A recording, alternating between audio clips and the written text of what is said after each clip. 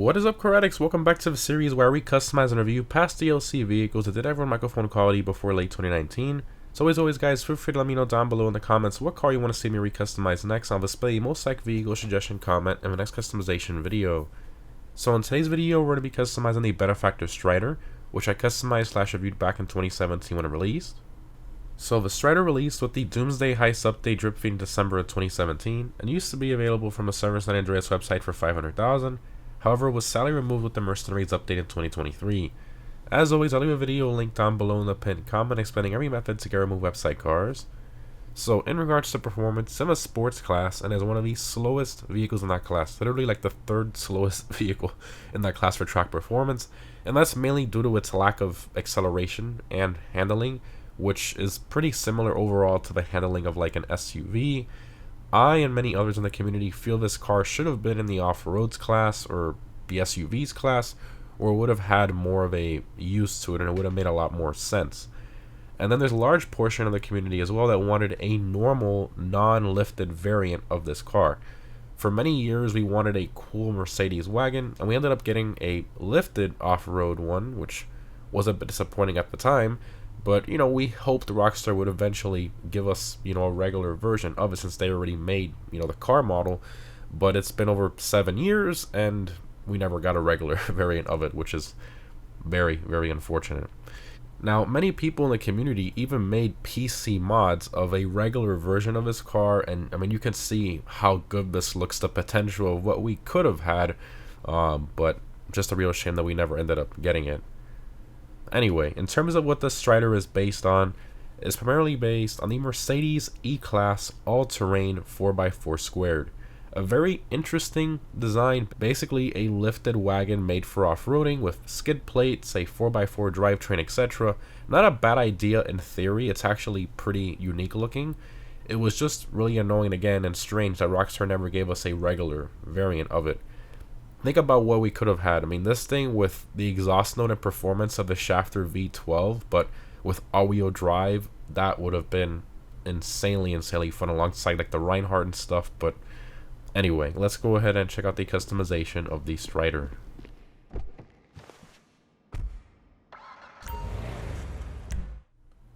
Alright, Streiter, let's do it.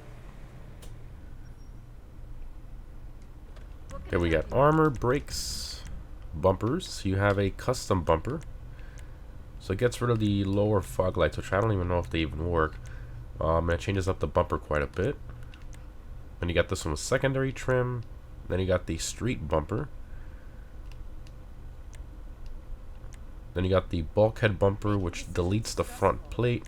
It changes it up quite a bit up front as well. Quite like that. I think with the secondary trim, we'll do the bulkhead bumper. Okay.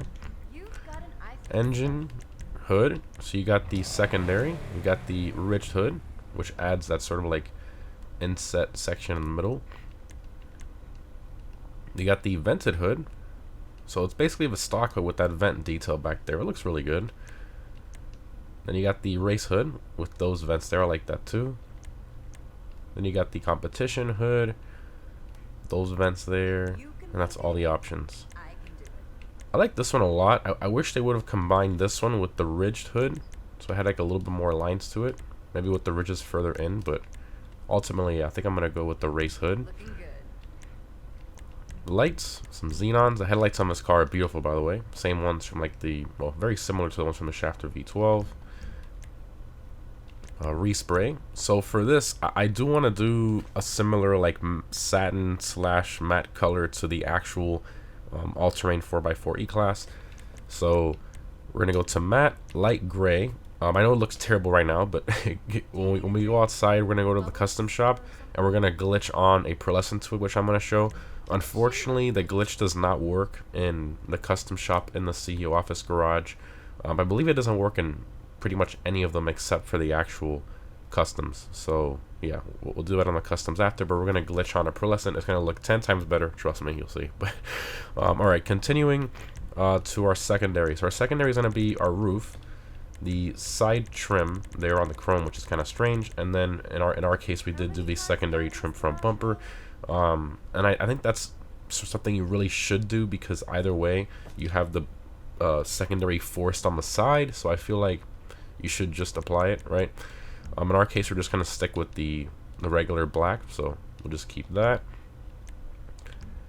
Criblum 4 of his car goes on the doors, transmission, turbo, wheels. So the stock wheels, they don't look too bad, although the full chrome is a bit annoying, but the tire profile is nice and everything. If we go to any one of like normal wheel categories, you can see when you put a different wheel, you can see the wheel gets a lot larger, the rim itself, but the tire profile is pretty large. So if you want to keep the same tire profile, you can install one of the tuner wheels, and you can see a tire profile is pretty much the same, although the tread does change.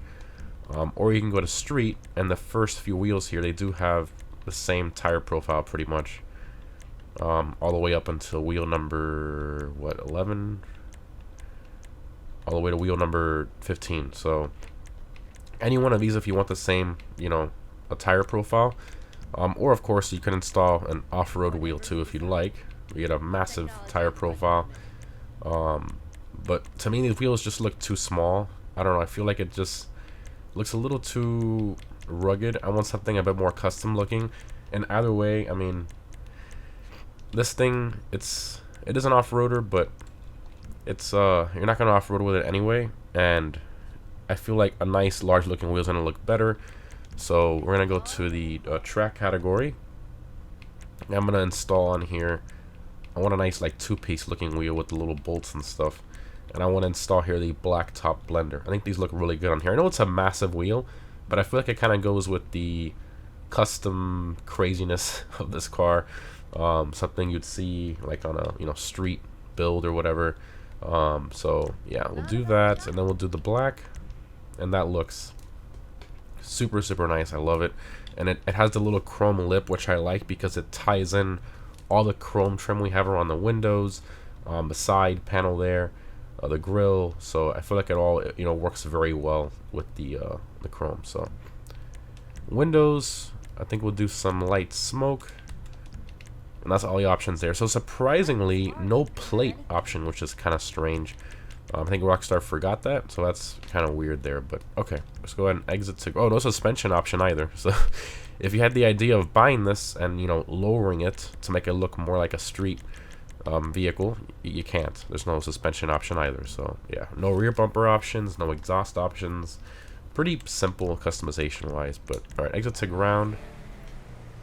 Yeah, I think it looks really good with those wheels. So again, we're gonna go to the sun here. It definitely needs that pearlescent glitched on there. It looks a little too plain, but I think these wheels are the right move. They look really good on here, at least to me. Okay, let's go ahead. Accelerates pretty well. Of course, it's all-wheel drive, decent acceleration. We'll go ahead and head to the customs. The back end is very, when you turn in, it's kind of loose. It's very strange. It definitely needs a spoiler upgrade for the extra traction, but very stable over the bumps, as you would imagine. So that's a nice plus. So this is very simple to glitch on the pearlescent on a matte color. It's very easy. So I'll show you guys what it does here. We have the matte color, of course. We go to pearlescent, it's gonna say sorry, right? But if you select metallic, you back out, right? And then you buy anything. It doesn't matter what it is. I'll just buy, let's say, I don't know, we'll buy the stock hood back, right? And then we go back to respray. We go to pearlescent, and boom, there you go. Now you can put a pearlescent on a matte color. So very simple. So we'll do the matte ice white, and you can see it makes a huge difference on the look of that matte gray. It looks so good on this thing. Absolutely love it. And then let's go ahead and put our hood back on. There we go. Nice. All right, exit. What a beauty. It looks so much better. I'm very happy with that. I was gonna do white or like a bright silver. Those are also like, they look really good on this thing, but this matte gray without white pro, I think it just suits this thing so well. I love the wheels too. I think they turned out great. That's floored, by the way. It takes a bit to get going, but then it starts to speed up quite a bit. So like the initial acceleration really isn't all that great. A lot of understeer. It drives very similar to like an SUV. take a few corners here. Yeah, it's got that same sort of like heavyweight turn-in. Yeah, it drives very similar to an SUV.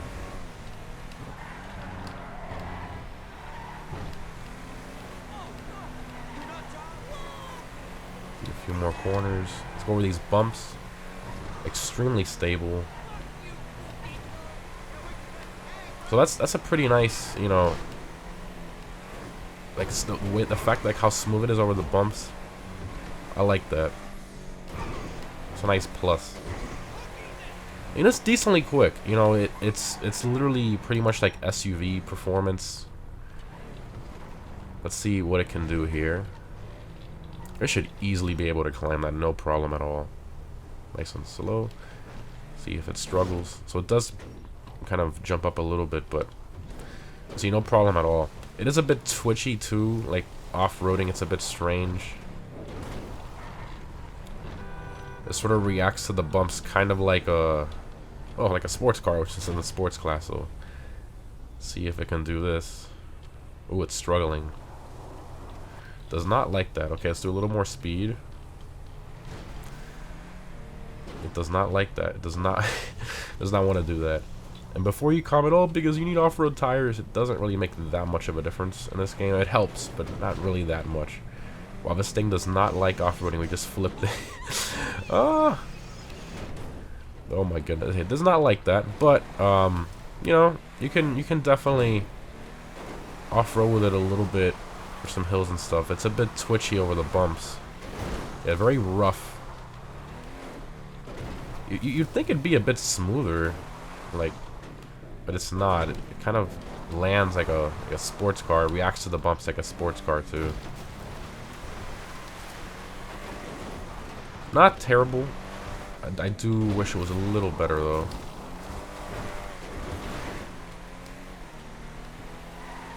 Not bad.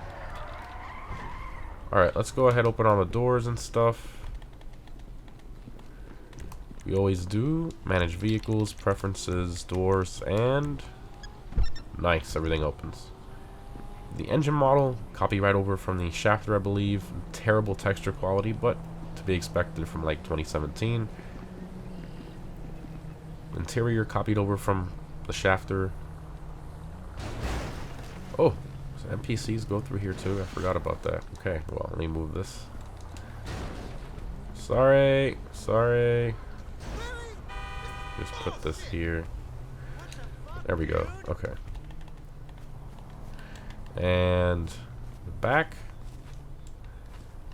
Not bad. I wish I had a little more customization.